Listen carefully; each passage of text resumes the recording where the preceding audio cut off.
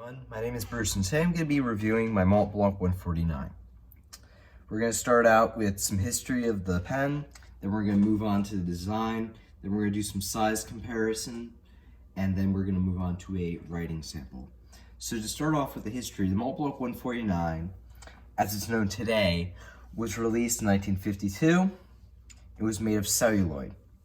Over the years, it has changed to a precious resin, but originally it featured a tritone 18-karat gold nib, as well as a ebonite feed.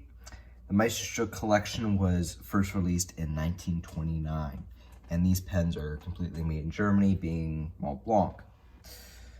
Now, this pen is from the, I believe, from the late 80s to early 90s, and this does have a version of the ebonite feed on it. This is known as the split ebonite feed, and it has a 14-karat bitone nib.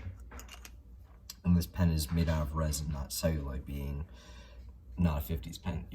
Up top, you have your Mont Blanc snowflake, and it's a very classic cigar-shaped pen. It is a piston filling pen, and actually does have a quite good action and hold quite a fair amount of ink.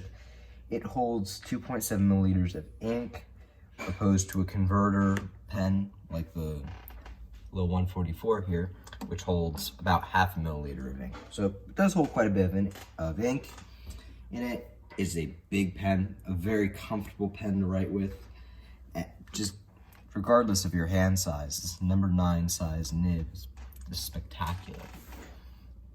I had it tuned up by Mark Backus over at the Nib Grinder, and the thing writes phenomenal. It did write well as soon as I bought it, but after I brought it to him, phenomenal job. He does fantastic work. So let's move on to some size comparisons. Okay, time for the size comparisons.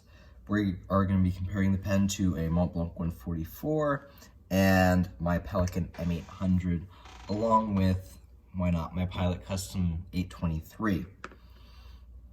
Screw on the knob here on the end, just letting get some ink flow down there. Okay, so let's start off capped. We have the Mont Blanc, the Pelikan. Then we have the 823. Let me move these up a little bit. 823, and then we have the 144. Capped, the 149 measures 5.7 inches long. Posted, it is 6.5 inches long. And uncapped, it measures 5.2 inches long. Most of that is made up by the nib. Very big nib. So uncapped, we're gonna do now.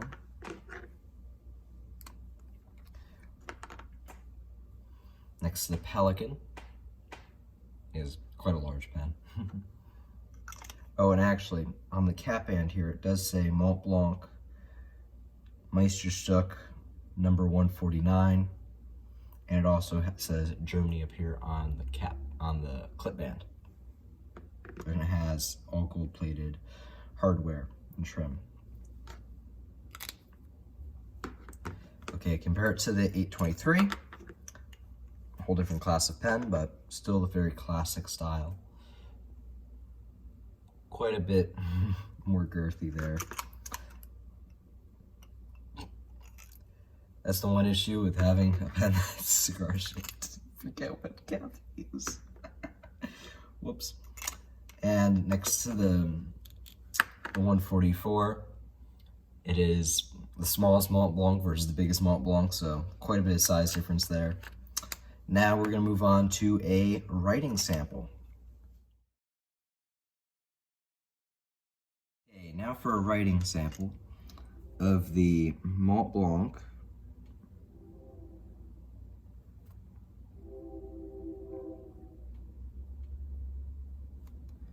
149.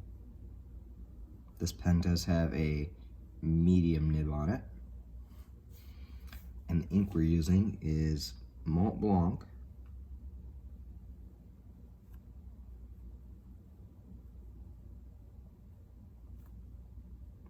Irish green.